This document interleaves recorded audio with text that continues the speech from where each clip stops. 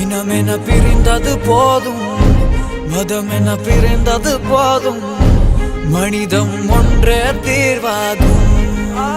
மதங்களை கடந்து மனிதநேயத்தை வளர்க்கிற விதமா இப்படி ஒரு விநாயகர் சதுர்த்திய பார்த்ததே இல்லைங்க.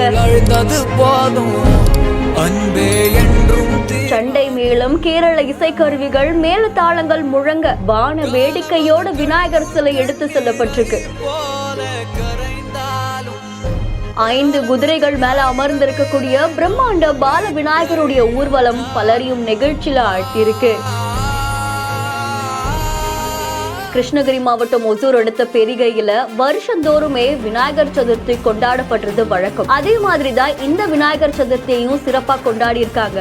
அதை தொடர்ந்து விநாயகர் சிலைய ஊர்வலமா எடுத்துட்டு போயிருக்காங்க. இந்த நிலையில கடந்த 5 ஆண்டுகளா அதே பகுதியில இருக்கக்கூடிய இஸ்லாமியர்களுமே இந்த விநாயகர் சதுர்த்தி ஊர்வலத்துல கலந்துக்கிறாங்க அப்படின்னு தெரிவிக்கப்பட்டிருக்கு. அது மட்டும் இல்லாம அந்த பகுதியில இருக்கக்கூடிய அத்தனை மக்களுமே ஒற்றுமையோட அண்ணன் தம்பியா இருந்துட்டு வராங்க அப்படின்னு தெரிவிக்கப்பட்டிருக்கு. இந்த நிலையில தான் ஊர்வலத்துல வரக்கூடிய பக்தர்களுக்காக ஒரு பக்கம் இஸ்லாமியர்கள் அன்னதானம் ஏற்பாடு செய்யறாங்களாமா. அது மட்டும் இல்லாம அவங்களுமே இந்த விநாயகர் சதுர்த்தி ஊர்வலத்துல கலந்துக்கிறாங்களாமா. மதத்தால வேற வேற இருந்தாலும் மனிதர்களா நம்ம எல்லாரும் ஒண்ணுதான் அப்படின்னு நிரூபிக்கிற விதமா ஒவ்வொரு வருஷமும் இந்த விநாயகர் சதுர்த்தி இப்படி சிறப்பா கொண்டாடப்பட்டு வருது அப்படின்னு தெரிவிக்கப்பட்டிருக்கு. அது மட்டும் இல்லாம செண்டை மேளம் முழங்க வான வேடிக்கைகளோட மேல தாளங்களோட இந்த விநாயகர் சதுர்த்தி ஊர்வலம் நடக்குமாமா.